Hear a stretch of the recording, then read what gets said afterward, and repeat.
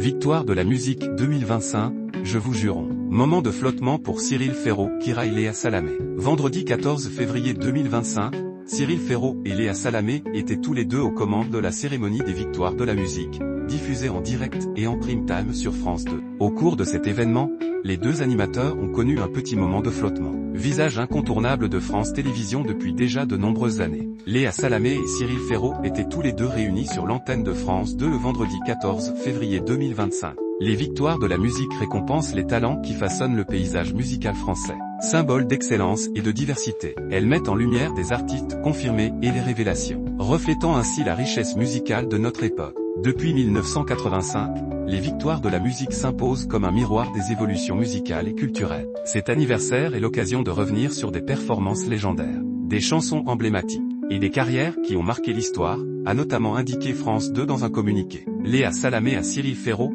c'est la Saint-Valentin mon ami. Au cours de la soirée, Cyril Ferraud et Léa Salamé ont connu un petit moment de flottement. Celui-ci s'est déroulé juste après la remise du prix de la chanson de l'année, qui a été attribué au vainqueur de la Star Academy 2023, Pierre Garnier. Alors que l'interprète du titre baptisé Ceux qu'on était quitté la scène avec son trophée dans les mains, Cyril Ferraud a commis un petit lapsus qui a beaucoup amusé sa co-présentatrice. On vous laisse regarder la salle, a ainsi lancé Cyril Ferraud. Regarder, c'est alors exclamé Léa Salamé. J'ai dit quoi?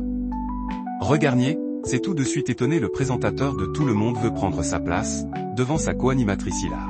Dis donc, on en parle de la French Tech, a alors lancé Cyril Ferraud à Léa Salamé. Les deux maîtres de cérémonie ont alors éclaté de rire, avant que l'ancien présentateur de Slan ne lâche. Je vous jure, on sait, c'est la Saint-Valentin mon ami, a finalement conclu l'animatrice du talk show Quelle époque.